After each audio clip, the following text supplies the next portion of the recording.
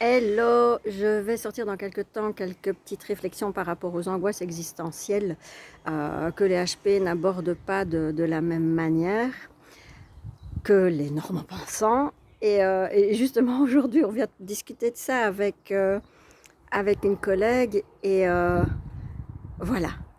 Moi, quand je commence quelque chose, c'est par exemple quand je découvre un café ou un resto, ça mon ex va s'en souvenir, ça va être mon resto. Un petit peu comme dans Friends, vous savez, où on vous dit bonjour tu et comment vas-tu, etc. Voilà, moi je découvre un resto, c'est le resto de ma vie. Je découvre un café, c'est le café de ma vie. Jusqu'à ce qu'on trouve mieux. Donc c'est vrai que, est-ce lié à la résilience? Est-ce que, voilà, j'ai cette faculté-là qui est parfois un défaut, jusqu'à ce qu'on trouve mieux? Et donc ce week-end, on avait mis en marche le barbecue grill que j'ai acheté, donc avec du vrai charbon de bois ou des briquettes de coco, ce que vous voulez, mais pas un machin à gaz. Euh, et le barbecue que j'avais avant fonctionnait comme ça, sauf qu'on avait zéro goût. Et je l'ai adoré ce barbecue-là parce qu'il me permettait facilement de faire un barbecue pour Cyril et moi, qu'un gros barbecue, je ne sais pas si je l'aurais mis en route. Et en redécouvrant le goût du charbon de bois sur la viande, mais juste trop bon. Alors la simplicité a du bon chez moi, jusqu'à ce que le goût reprenne un petit peu ses droits. Et donc voilà, je crois que cette année, je vais dire adieu à mon petit barbecue et que je vais épouser mon barbecue pour le restant de ma vie, jusqu'à ce que je trouve un meilleur barbecue. Restez ouverte, restez ouverte. Et ça fait référence en fait.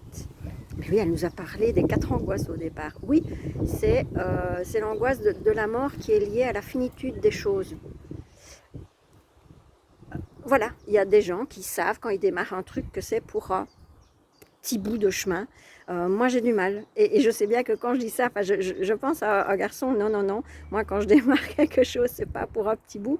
Et, euh, et donc voilà, moi, j'essaye de fonctionner par expérience. Donc, je démarre, c'est le barbecue de ma vie, mais je reste ouverte à ce qui se présente à moi. Et je crois que c'est comme ça aussi qu'on évolue. Et l'ouverture, ça je le dis souvent en début de Pâques Série Énergie, l'ouverture, c'est quelque chose qu'on ne peut avoir qu'avec une certaine dose de confiance et d'estime en soi. Et l'ouverture, c'est aussi une question de posture. Donc si vous voulez adopter une posture d'ouverture, faites l'exercice simple de vous pencher en arrière, de laisser aller vos épaules et de revenir. Merci Marc qui était mon prof de tai chi. Si les épaules ont la même position, c'est que vous étiez probablement déjà dans une position d'ouverture.